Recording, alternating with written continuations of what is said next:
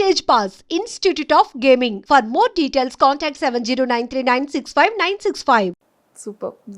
So అలా start అయింది. అక్కడికి వెళ్ళిన తర్వాత పాపకి ఎలా ఎలా వీడియో అదే ఫుడ్ పెట్టాలి అనేది వీడియోస్ చూసేవాళ్ళు.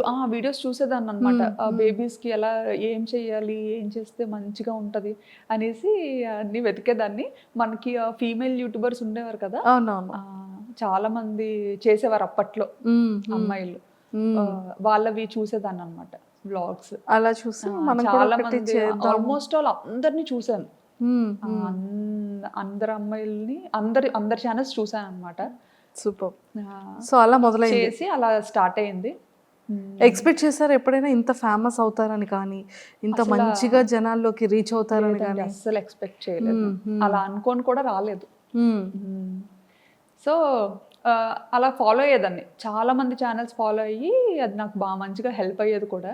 ఓకే, చక్కగా అలా ఫాలో అయ్యి అంతా చేసుకొని ఆ బుడ్డిదాన్ని నెమ్మదిగా ఏదో అలా పెంచేదాన్ని అనమాట. అప్పటికి అక్కడ థాయిలాండ్లో ఉండలేక ఇండియాకి థాయిలాండ్కి yearly 3 times up and down చేసేదాన్ని. అప్ అండ్ డౌన్ చేసేవాళ్ళు. అప్ అండ్ డౌన్ వెళ్ళేసరికి అంత ఫేస్ చేసిన తప్ప ధైర్యం వచ్చింది అనమాట. సర్లే ఎలాగైనా వెళ్ళగలను వచ్చేయగలను ఫిక్స్ అయిపోయారు. వచ్చేస్తానని పంపించేసేవారు ఈయన అడిగిన వెంటనే కూడా. ఎందుకంటే ఏడ్చేసేదాన్ని, నేను ఇక్కడ ఉండి వెళ్ళిపోతాను. ఎందుకంటే అక్కడ ఫుడ్ నాకు నచ్చేది కాదు, అండ్ నాకు వంట రాదు. అక్కడికి వెళ్ళేసరికి నాకు వంట సరిగ్గా రాదు. అండ్ చెప్పాను కదా, ఇక్కడ వెళ్ళక ముందు 1.5 year హైదరాబాద్లో ఉన్నా అని చెప్పి. అప్పుడు ఆ టైంలో అయితే నా వంటకి పాపం ఆయన అయ్యో ముందేనా అడిగి చేసుకున్నాను కాదు అని అనుకునేవారేమో అనుకునేదాన్ని నేను మనసులో. ఎంత అంటే ఈవెన్ సాంబార్ అయితే శనగపప్పుతో చేశాను అనమాట. శనగపప్పుతో సాంబార్ చేస్తారు, కందిపప్పుతో చేస్తారు. అది చేసుకొని నేను తిన్నానా అంటే నేను తినలేదు. చుట్టుపక్కల అందరికి కూడా పంచాను, వెనక ఆంటీకి, కింద ఆంటీకి, అందరికి. పాపం ఇంకో రోజు ఎప్పుడు అడగలేదు. ఇంకా అది కూడా ఇంత చేశాను అనమాట. అంటే నాకు సాంబార్ చేయాలి అంటే ఇంత సాంబార్ చేయాలంటే ఇంత పప్పు వేయాలేమో అని ఇంత పప్పు ఉడకపెట్టాను అనమాట. సో అది ఏంటంటే అది ఉడుకుతా అది పెరుగుతూ ఉంటుంది కదా. సో అప్పుడు ఇంకా వాటర్ యాడ్ చేసి ఓహో తెప్పాలు నిండిపోతుంది, ఇంకో పెద్ద తెప్పాలు పెడదాం, అలా ఇంత తెప్పాలు అయింది. అది అది పిక్స్ పంపించారా ఇంటికి సాంబార్ చేశానని? పిక్స్ ఏం తీసి పంపించలేదు కానీ అంత ఎక్కువ చేశాను కదా. సో ఏం చేసుకుంటాం అని చెప్పి ఇంకా వెనక ఒక బ్యూటీషియన్ ఒక అక్క ఉండేవారు, ఆ అక్క వాళ్ళ మదర్ ఉంటే ఆవిడకి ఇచ్చాను, కింద ఆవిడకి ఇచ్చాను. ఈవినింగ్ మా హస్బెండ్ వచ్చేసరికి అది చూసి మనకే ఉండేవా లేకపోతే వీధంతటికి ఉండేవా అని పాపం తిన్నారా వర్మ గారు? పాపం ఏదైనా తినేస్తారండి, నీళ్ళన్నం పెట్టినా తినేస్తారు. అస్సలు ఇది ఉండాలి అది ఉండాలి అని ఏం లేదు. నా గురించి తెలుసు కదా, తెలుసు ఏం ఎక్స్పెక్ట్ చేస్తాను. సూపర్. సో ఎప్పుడు మీకు ఫేమ్ రావడం వచ్చింది? ఏ వీడియోతో వచ్చింది? ఏ వీడియో నుంచి మీరు ఓ మై గాడ్ అసలు ఏంటి ఇంతమంది పింక్ చేస్తున్నారు, ఇంత బాగా వీడియో వెళ్తుందా అని అనిపించే మూమెంట్స్ ఏంటి? నాకు ఫస్ట్ వీడియో వైరల్ అయింది బ్యాంకాక్లో టుక్ వీడియో. ఈవెన్ ఆ వీడియోలో నేను కనిపించలేదు కూడా. సో వాయిస్ మాత్రమే, ఓన్లీ వాయిసే. ఆ వీడియోలో నేను అసలు కనిపించను. అది కూడా ఎప్పుడో మార్కెట్కి వెళ్ళాను, లోకల్ ఫ్రెష్ మార్కెట్స్ ఉంటాయి కదా, మార్కెట్కి వెళ్ళినప్పుడు సరదాగా అలా షూట్ చేశాను. నాకు ఏంటంటే అదొక ఉండేదన్నమాట, అదొక హ్యాబిట్లో ఉండేది. ఏదైనా డిఫరెంట్గా కనిపించిందంటే ఖచ్చితంగా అది క్యాప్చర్ చేసేయాలి అన్నది. సో షూట్ చేసుకున్నాను, అది ఉంది, అది ఎడిట్ చేసి పెట్టాను.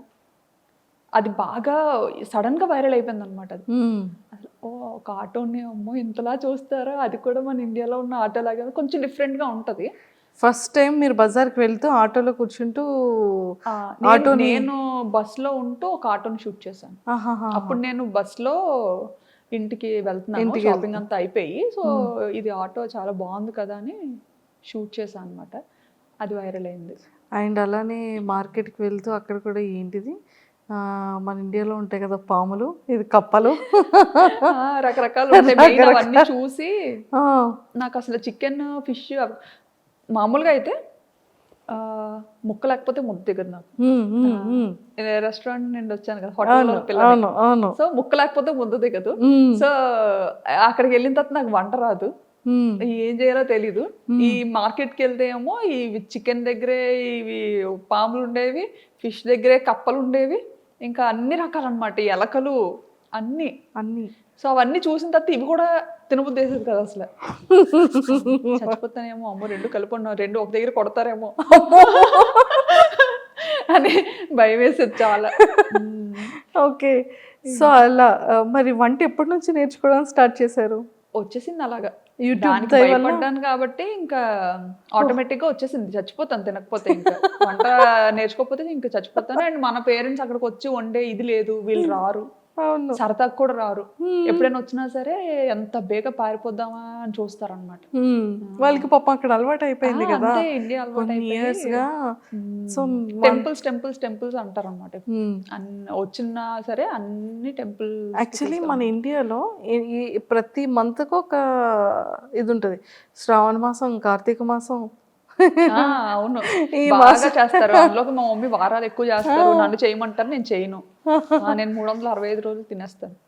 ఎప్పుడైనా నేను తినకూడదు అనుకుంటే మానేస్తాను, అంతే. రూల్, మన రూల్. అది పెళ్ళైన తర్వాతే అలాగా. పెళ్ళైన తర్వాత అలా స్టార్ట్ అయింది. మా మమ్మీ మామూలుగా తిన్నించేవారు కాదు. మనకి ఇక్కడ యూజువల్ గా తినకూడదు కదా, తినరు కొన్ని డేస్. సో ఆ టైంలో తిన్నించేవారు కాదు. కానీ పెళ్ళైన తర్వాత మాత్రం బ్రేక్ చేశారు అత్తయ్య అన్ని అన్నమాట. మా మమ్మీ ఇంకా చాలా రెస్ట్రిక్టెడ్ గా ఉండేవారు చాలా విషయాల్లో. మా అత్తగారు మాత్రం అన్ని, మమ్మీకి చెప్పదులే అమ్మా, ఇలా ఇలా ఉండు, ఏం కాదులే, మమ్మీ అడిగితే లేదు బాగానే ఉందని చెప్తాను అని బాగా నాకు సపోర్టివ్ గా ఉండేవారు. Super super, excellent. సో ఆ యూట్యూబ్ నుంచి ఫేమ్ అయిన తర్వాత మీరు సడన్గా విజయనగరం వచ్చేటప్పుడు కానివ్వచ్చు, హైదరాబాద్లో దిగేటప్పుడు కానీ ఫస్ట్ మిమ్మల్ని గుర్తుపట్టడం ఎలా మొదలైంది? ఫేమ్ వచ్చిన తర్వాత అంటే ఫస్ట్ ఎయిర్పోర్ట్లో దిగినా కూడా నాకు తెలియదు. హైదరాబాద్లో అనుకుంటాను, హైదరాబాద్లోనే బాగానే అసలు చాలా గుర్తుపట్టారు బాగా. ఎలా అంటే చూసిన 10 మందిలో ఒక 8 మంది ఖచ్చితంగా గుర్తుపట్టారు అనమాట. ఇంకా పిల్లలైతే అడగక్కర్లేదు, పిల్లలు ఆల్మోస్ట్ ఆల్ అందరూ గుర్తుపట్టేవారు. ఎక్కువ పిల్లలే చూస్తారంట నా వీడియోస్. నేనేంటంటే యాక్చువల్లీ పెద్దోళ్ళ కోసం స్టార్ట్ చేశాను ఇది. ఎలా అంటే ఒక 40+ 50+ ఉన్న ఏజ్ గ్రూప్స్ ఉంటారు కదా, వాళ్ళ గురించి స్టార్ట్ చేశాను అనమాట. ఎలా నాకేంటంటే నాకు కొంచెం అమ్మమ్మలతోని, నాన్నమ్మలతోని, వాళ్ళతోని కనెక్షన్ ఎక్కువ. చిన్నప్పటి నుంచి కూడా తమ్ముడు మమ్మీ వాళ్ళ దగ్గర ఉంటే నేను నాన్నమ్మ దగ్గర పెరిగాను. మన ఏరియా సైడ్ కొంచెం అలా ఉంటుంది కదా, సో నేను ఎక్కువ నాన్నమ్మతో. అలాగా నాకు అమ్మమ్మ నాన్నమ్మ అంటే చాలా పిచ్చి ప్రేమ, వాళ్ళ మాటలు, వాళ్ళ దగ్గర ఉండడం నాకు అది బాగా అలవాటు. సో మన యాస అనేది మనకి బాగా అలా కనెక్ట్ అయింది నాకు బాగా. సో మీరు ఎప్పుడైనా అనుకున్నారా అంటే స్లాంగ్ ఎలా ఉంటుందో, బయటికి ఎలా రిసీవ్ చేసుకుంటారో? అలా స్టైలిష్ తింగరబుచ్చి అని చెప్పాను కదా, అందులో మాత్రం ఇంకా నటించి జీవించి పడేసేదాన్ని అనమాట. అంటే నేనంటే నేను కాదన్నట్టు. అంటే ఎలా అంటే, హలో హాయ్ బాగున్నారా, ఎవరో నేనెవరో స్టైలిష్ తింగరబుచ్చి అని, ఎలా ఉన్నారు మీరు అంటే మనం తెలియని ఎవరైనా మనకు కొత్తగా పరిచయం అయ్యారు అనుకోండి, ఇప్పుడు మనం డైరెక్ట్గా యాస మాట్లాడలేము వాళ్ళతో. ఎందుకంటే తెలంగాణ వాళ్ళకి ఆంధ్ర అర్థం కాకపోవచ్చు, ఆంధ్ర లోకల్కి తెలంగాణ యాస అర్థం కాకపోవచ్చు కొన్ని వర్డ్స్ కానీ ఏదైనా. సో వెరీ బేసిక్ యాక్సెంట్ ఉంటుంది కదా, దాంతో స్లాంగ్తో మాట్లాడారు. ఆ ఛానల్లో అలా మాట్లాడాను అనమాట. అలా అంత ఓవర్ యాక్షన్ చేయబట్టి ఆ ఛానల్ క్లిక్ అవ్వలేదేమో అనిపించింది. సో బ్యాంకాక్ పిల్లకి వచ్చేసరికి ఈ ఛానల్తో చాలా కష్టపడ్డాను. యాక్చువల్లీ స్టైలిష్ తింగరబుచ్చితో చాలా కష్టపడ్డాను అనమాట. ఎందుకంటే ఆ వీడియోస్ పెట్టేవి పబ్లిక్ చేసేదాన్ని, పబ్లిక్ లో పెట్టేదాన్ని అనమాట. అప్పుడు అయ్యో ఎవరు చూడట్లేదు, పబ్లిక్ లో పెట్టినా వదినేమో అందరు చూస్తారని చెప్పారు. కానీ ఎవరు చూడట్లేదు. కానీ ఎడిటింగ్కి దానికి చాలా యూజువల్గా మనం చేసే అంతకుముందు అన్నీ ఏంటంటే మ్యూజిక్తో చేసేదాన్ని కదా, సో ఇదేంటంటే మ్యూజిక్ లేకుండా చేసేదాన్ని అనమాట. అంటే మ్యూజిక్తో అయితే కాపీరైట్స్ వచ్చేవి, మానిటైజేషన్ అవ్వదని చెప్పి చేసేదాన్ని. సో అంత చాలా కష్టపడ్డాను దానికి, అది క్లిక్ అవ్వలేదు, ఇంకా ఆపేసాను అనమాట. ఆపేసి అప్పుడు ఏంటంటే బాబుకి దెబ్బ తగిలింది మా ఇషాన్కి. వాడు ఏంటంటే నేను పాపని రెడీ చేస్తున్న టైంలో సోఫాలో కూర్చొని పాపకి జడేస్తున్న టైంలో చాలా చిన్నగా ఉండేవాడు అనమాట. కోవిడ్ టైము, కోవిడ్ వల్ల తగిలేసిందని అనుకోవచ్చు. ఇంకా ఎలా అంటే మామూలుగా పిల్లలతో ఉండేటప్పుడు మాకు అలవాటు ఏంటంటే ఇంటి పట్టున ఉండడం అలవాట్లేదు. నా దగ్గర నాకు ఒక అంతటా కాలు ఆడవు. ఓ దగ్గర కూర్చోవడం అంటే నా పని కాదు. సో పిల్లలతో పాటే ఎప్పుడు ప్లే గ్రౌండ్లో ఉండేవాళ్ళం. మా కమ్యూనిటీలో ఒక ప్రైవేట్ ప్లే ఏరియా ఉండేది. సో 24 గంటలు అక్కడే ఉండేవాళ్ళం అనమాట. ఓన్లీ తినడానికి పడుకోవడానికి ఇంటికి వచ్చేవాళ్ళం. సో అక్కడే ఉండేవాళ్ళం. చాలా బాగుండేది. అలా ఆడించుకోండి. బాబుకి ఆట అలవాటు అయిపోయింది బాగా. పాప ఏంటంటే ఉంటే ఆడుతుంది, లేదంటే కామ్గా ఉంటుంది. ఆడపిల్ల ఎలా ఉంటుందో అలా ఉంటుంది. కానీ బాబు అలా కాదు, ఆటకు బాగా అలవాటు అయిపోయాడు అనమాట. ప్లే ఏరియాలో జంపింగ్ కానీ చాలా యాక్టివిటీస్ చేస్తూ అలవాటు అయిపోయాడు అప్పటి వరకు. సో ఆ కోవిడ్ టైంలో ఏంటంటే ఇంకా సడన్గా రెస్ట్రిక్షన్స్ రావడం, ఇంకా పార్క్ని కొంచెం క్లోజ్ చేయడం, అసలు కూర్చోడానికి కూడా ఏం లేకపోవడం, అసలు కిందకి అలో చేసేవారు కాదనమాట. వాడికి ఏంటంటే ఆట అలవాటు అయిపోయి ఇంట్లో ఆడుకోవడానికి అవ్వక, మగపిల్లలు అంటే ఆబ్వియస్లీ అన్నీ ఎక్కి జంప్ చేయడం అలాంటివన్నీ చేస్తుంటారు కదా. సో పాపకి నేను రెడీ చేస్తున్న టైంలో నా సోఫా వెనక నుంచి పైకి వెళ్ళి సోఫా పై నుంచి కిందకి దూకాడు. పక్కన కార్నర్లో వైఫై టేబుల్ ఒకటి ఉంటుంది అనమాట. కార్నర్ టేబుల్ అది షార్ప్గా ఉండేది, చిన్న రౌండ్ టేబులే. అసలు ఆ టేబుల్ తగులుతుందని కూడా ఎవరో అనుకోం.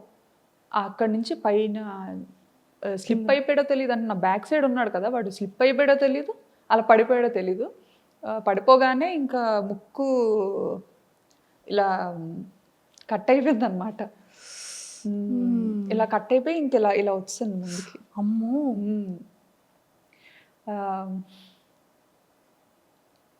అయ్యయ్యో. ఇప్పుడంతా చాలా మంచిగా రికవరీ అయ్యాడు, మంచిగా సెట్ అయ్యాడు. ఆ టైంలో చాలా పాపం బాగా వరి అయి ఉంటారు. అంటే ఆ పాపతో ఎప్పుడు నాకు దెబ్బలు తెలీదు, అది ఫస్ట్ టైం. అప్పుడు చాలా భయపడ్డాం. సో అలా బాబుకి ఇదైంది. సో ఆ టైంలో కొంచెం బాగా భయపడిపోయి ఇంకా అమ్మో ఏమైపోతుందో అని చాలా భయపడ్డాం అనమాట. భయపడి ఇంక వెంటనే పట్టుకొని పరిగెత్తాం బాబుని. పట్టుకొని పరిగెట్టే టైంలో, ఆ టైంలో ట్యాక్సీస్ కూడా దొరకడం చాలా కష్టం. అంటే కర్ఫ్యూ లాగా మనకి ఎలా ఇక్కడ పెట్టారో అక్కడ కూడా కొన్ని టైమింగ్స్లోనే బయటకి ఎలో చేసేవారు. సో మనకి పబ్లిక్ ట్రాన్స్పోర్ట్ కూడా చాలా తక్కువ అన్నమాట.